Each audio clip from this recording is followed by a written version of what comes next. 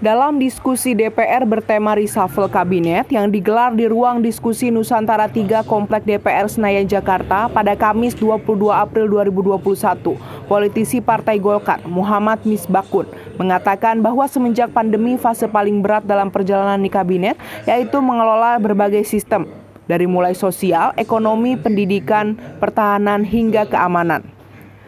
Misbakun juga mengaku reshuffle kabinet yang akan dilakukan Presiden Jokowi bisa dipahami karena kondisi yang dialami saat ini berbeda dengan kondisi awal penyusunan menteri kabinet dikarenakan adanya pandemi COVID-19. Sebuah keniscayaan politik dari sebuah sistem politik presidensial, di mana Presiden sebagai kepala pemerintahan, dia secara konstitusional mendapatkan mandat untuk membentuk kabinet. Tentunya Presiden ini kan ingin menjalankan visi misi pemerintahannya untuk mencapai tujuan pemerintahannya tentu dengan para pembantunya. Makanya di dalam konstitusi kita disebutkan bahwa menteri itu adalah pembantunya Presiden. Nah, menteri itu pembantunya Presiden. Jadi di dalam semua sistem kekuasaan, menteri itu adalah pembantunya Presiden. Nah, dalam situasi pandemi saat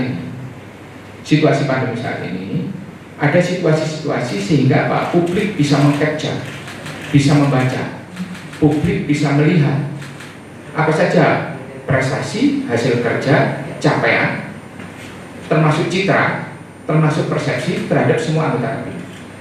Ada sebuah frame time, ada periode waktu di mana kabinet itu dibentuk di saat belum ada pandemi. Dan kemudian ada pandemi. Dan waktunya sangat singkat. Sedangkan politisi PDI Perjuangan Eriko Sotarduga menyatakan setuju dengan adanya reshuffle kabinet dalam situasi seperti saat ini. Menurutnya, pergantian kepemimpinan merupakan hal yang wajar. Dari Jakarta, tim IG News melaporkan. Tidak ada yang keliru dalam reshuffle. Tidak ada yang salah dalam reshuffle. Justru kalau tidak ada reshuffle, justru itu yang kita harus bertanya-tanya dalam situasi seperti saat ini.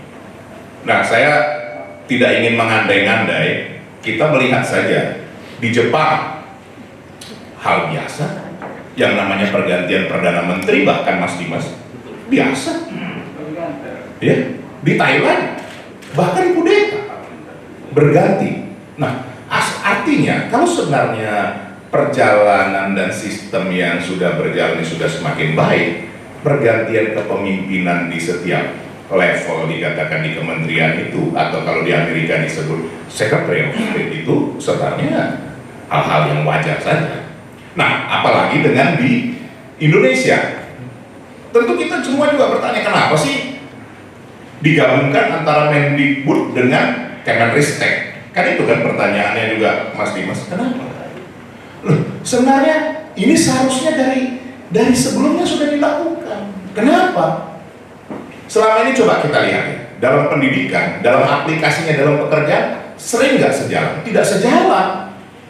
Bahkan dalam pekerjaan kita harus, teman-teman wartawan dulu, apakah tidak dilatih dulu lagi sebagai menjadi wartawan? Kan harus dilatih kan? Betul nggak? Nah, coba, padahal sarjana komunikasi, sarjana apa lagi yang kalau kita di wartawan nih, seperti kemarin teman-teman waktu beranda, Mas Misbakun kemarin itu kita diundang beranda diskusi itu tamatan UNM, Universitas Multimedia. Artinya di sini perlu ada satu perubahan bahwa antara pendidikan mulai dini, tinggi, begitu juga dengan aplikasinya dalam pekerjaan harus seiring sejalan.